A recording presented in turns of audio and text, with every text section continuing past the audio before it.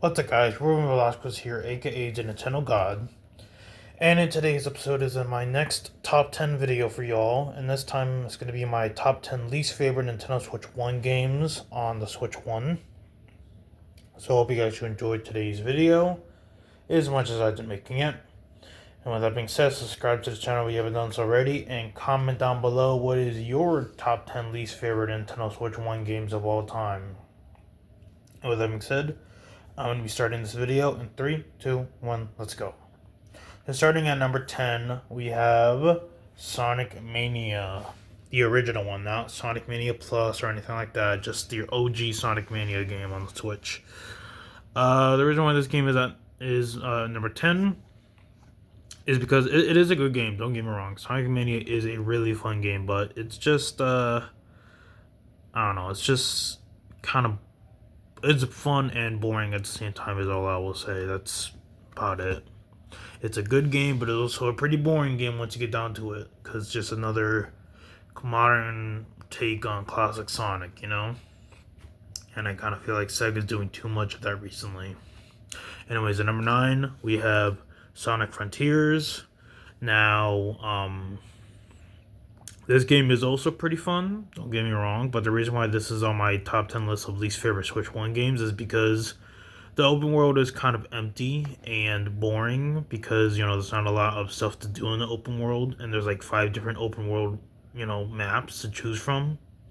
So when it comes down to it, this game is pretty boring. Cause you're just running around an empty open world and not much to do except collectibles, and you know, that's about it. You know, it's a good game, but you know, it's just open world is just pretty boring. But yeah, that's number 9. And then at number 8, we have Lego Star Wars: The Skywalker Saga. Now, I love Lego games. They're my favorite type of like children type of games when it comes to like, I guess, the brand. So like Star Wars is Disney and all that stuff. But Skywalker Saga, I don't know. I think it's the fact that like we've technically played this game back in the day on like the 360 and PS3 and the Wii with the complete saga. It's just with this game they just add the sequel trilogy, you know, Force Awakens, The Last Jedi, and The Rise of Skywalker. And there is DLC characters for this game, which includes characters from the Bad Batch, the Mandalorian TV show, the Ahsoka TV show.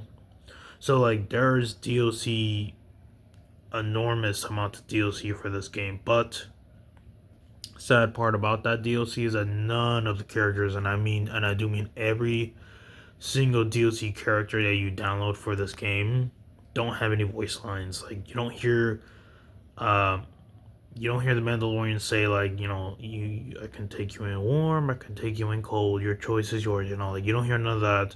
You don't hear none of the Bad Batch characters speak. You don't hear Ahsoka speak. It's just I guess very poor development when it came to the DLC characters, and I don't know. Like I said, this game is just basically the complete saga, but with the sequel trilogy included, and of course better graphics and stuff like that. So I don't know. It just felt kind of boring to me. I mean, once I finished the complete saga section of this game, like which is like before the sequel trilogy starts, it get kind of boring after that, to be honest. Cause I don't know, I played Lego Star Wars games so many times. Like I played the original trilogy Star Wars game. I played the complete saga. I played the Force Awakens standalone game on my Wii U growing up. But Skywalker Saga, I don't know, it just got kind of boring by the time I got to the sequel trilogy part of the game. But yeah, that's why this game is at number 8 on my least favorite games on Switch.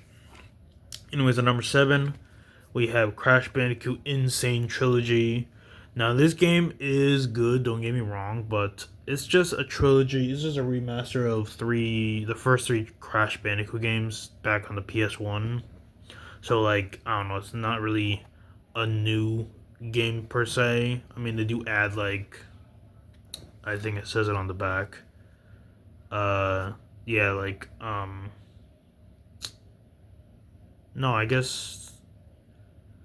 I mean, it says in the game there's like a new. Oh yeah, well, it shows right here, but the price tag that was on this case kind of got ripped off the wrong way. So, but it does say like a couple new levels included that weren't in the original game, I guess.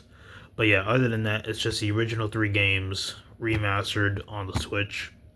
It's really cut and paste if you want to really think of it like that. So, I mean, don't get me wrong. Like I said, these games are fun, but they get repetitive once you know what to do already. Like if you played the original trilogy back on the PS1 and all that stuff, then you kind of already know what to do in this game. It's just better graphics and better working controls, but other than that, it's the same game, and that's why it's kind of my least favorite. Anyways, at number 6 we have the Batman Arkham trilogy. Now, I do love the Batman Arkham games. Don't get me wrong. I love the Batman Arkham games. They were sort of like my substitute for the Spider-Man games, like on PS4 and PS5 and stuff like that. So like if I never had, because I never owned a PS4 growing up, so I never got the chance to play Spider-Man PS4. Um, well, except one time in Texas, I was at my sister's house and she let me play on her PS4, and I played Spider-Man right out the gate. But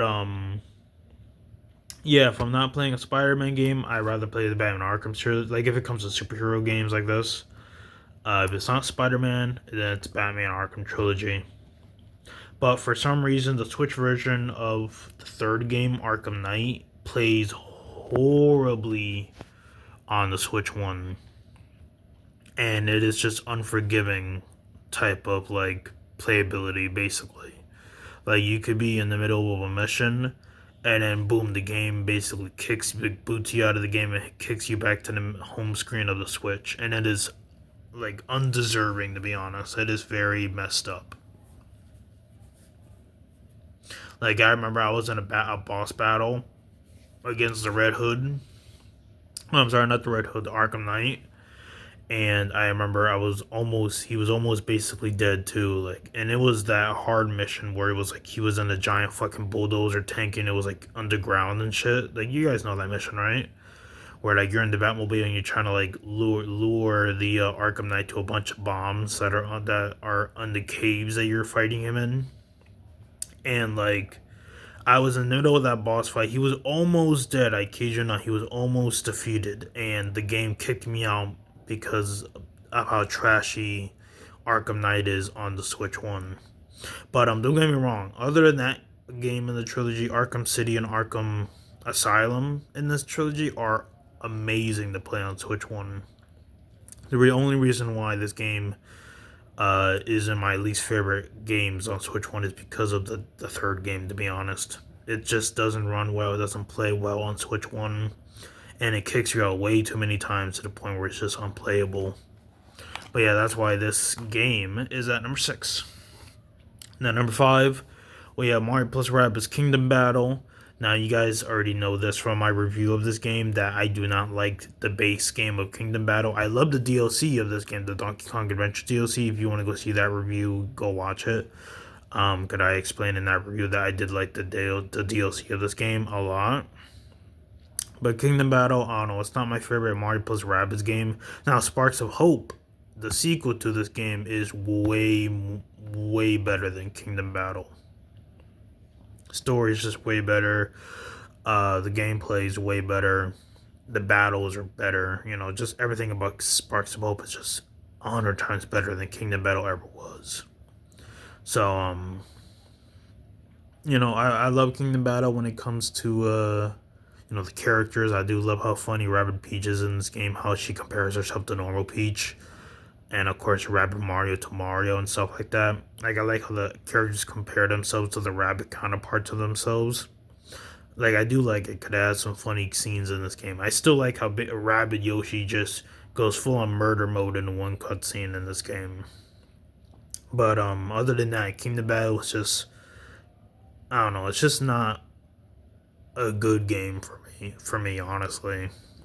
But because of the way the battle system is, and the way I guess the game is. But yeah, that's why that game is part of my top 10 least favorite games. Anyways, at number 4 we have Team Sonic Racing. Now, I believe I put this game in my top 10 favorite Switch 1 games, but that was before I started playing Sonic Racing Cross Worlds. Now I look back at this game and I'm just like, you know what, this game is kind of trash now. Like, it is not fun at all. Because Cross Worlds is just 100 times better. It's the same issue with like Kingdom Battle and Sparks of Hope. Like, the sequel is just way better in that series. And same thing with the Sonic Racing games. Like, just like how Sonic and All Stars Racing Transformed back on the Wii and the PS3 was good, and then of course Transformed came out like a few years later, and how that game was like 100 times better than All Stars Racing. You know, it's just the same thing with Team Sonic Racing and Racing Cross Worlds. Like, Cross Worlds is just 100 times better, and of course when that game came out, everyone stopped really playing this game in the series. I don't really see people really play this game anymore because of Cross Worlds being out and everything, and just being like 100 times better and all that. And I guess that kind of applies with me too, because once I bought Cross Worlds on my Switch, I just stopped playing Team Sonic Racing. I feel like I should just sell this game and get some cash for it, but I'm keeping it all the same for the collection that I've accumulated over the past couple months. So like, that's kind of why I'm keeping it. But anyways, that's at number 4. At number 3, we have Sonic Forces. Now, just like Team Sonic Racing, I believe I talked about this game in my top 5 favorite Sonic games on Switch 1. But I honestly don't remember if I put this game in that video. But I guess the same thing applies like with Team Sonic Racing, like because like Sonic Forces is pretty boring, to be honest, because the story is kind of like a cash grab with the Avatar character you mostly play as in this game. It's not even a Sonic game. It should be called Avatar Forces, not Sonic Forces, because you mostly play as your avatar, your created character, instead of Sonic most of the time. Because Sonic is apparently missing in action in the beginning of this game, so you have no Sonic character to play as in the beginning. So it's pretty boring without Sonic for most of the game, and I think that's why this game is pretty bad. And I think that's why a lot of gamers also said this game was terrible too, because of the fact that you don't play as Sonic throughout the entire game. You just play as him in like certain levels. But yeah, that's why this game is at number 3 on my least favorite games. Anyways, at number 2, we have Pokemon Legends Arceus. Now, I am probably going to get a lot of hate for this being in this list. But I don't know, I feel like Pokemon Legends Arceus is not that fun of a game. I mean, I barely touched it since I reviewed the game on the channel. So, like, and that was like, I think like a month and a half ago, maybe 2 months ago, I believe at this point.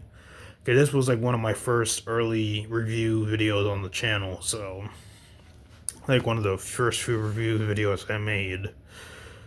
But it is pretty boring nowadays. I mean, now that we got Legends EA on the Switch 1 and the Switch 2, and of course now we're getting Winds and Waves soon on the Switch 2 as well. Okay, that's going to be the next mainline Pokemon games. Pokemon Winds and Pokemon Waves. But yeah, now I guess nowadays, for like almost 5 years later, I think Legends Arceus is not that good of a game. I mean, at least for me at least. I don't know about you guys, but for me, Legends Arceus is just not as fun as it used to be, Anyways, that's number 2. And of course, at number 1, I feel like you guys should know this for me by now, but Splatoon 3 is my number 1 most least favorite Switch 1 game. Now, you guys may hate me for this, but honestly, I believe Splatoon 2 is just way better than Splatoon 3. And it's mostly for personal preference, because Splatoon 2, it's easier to get into a match. It's easier to win a match in Splatoon 2, because I get a bunch of Japanese players on my team and stuff like that, and we basically like murder everybody on sight. And with Splatoon 3, I know it's the more recent Splatoon game, but like I always seem to lose, and I know it's not me, it's my fucking teammates. It's because they're not just barely doing anything on like the map, and like I can see that clearly when I'm playing. It's like I'm over here inking everything in sight, including other teammates, but apparently my team is just standing still, or like just piggybacking off of the ink that I'm spraying all over the map. Like, they're just not doing nothing. It's like I'm over here inking everything in sight, including other teammates, but apparently my team is just standing still, or like just piggybacking off of the ink that I'm spraying all over the map. Like, they're just not doing nothing. It's like I'm over here inking everything in sight, including other teammates, but apparently my team is just standing still, or like just piggybacking off of the ink that I'm spraying all over the map. Like, they're just not doing nothing. Like, I remember one match I had in Splatoon 3 where I did basically all of the work, and it showed that they got no points from inking turf. So, like, I was like, what the hell? I was doing everything in the match. So that's why I believe Splatoon 3 is the worst, well, my least favorite game. Because at least with Splatoon 2, I can at least win like a couple matches in a row before a team better than my team gets the best of us, you know? But with Splatoon 3, it's like the better team is always not on my side. So it's like, it's kind of hard to win in Splatoon 3 than it is in the second game. But yeah, that is my top 10 least favorite Switch 1 games on the console. Hope here I'll spread them out for you guys, like I did with the top 10 favorite games. But yeah, that's where I'm going to be ending up today's video for you guys. So I hope you guys enjoyed today's video as much as I did making it. And if you haven't already, subscribe to the channel if you haven't done so already. And of course, comment down below what is your top 10 least favorite Switch 1 games of all time. And with that being said, guys, I will see y'all tomorrow for my next review of Paper Mario The Thousand Year Door remake for the Switch 1. So stay tuned for that video when it comes out tomorrow. And with that being said, this is Ruben Velasquez, aka the Nintendo God, signing out. Peace. Bye, guys.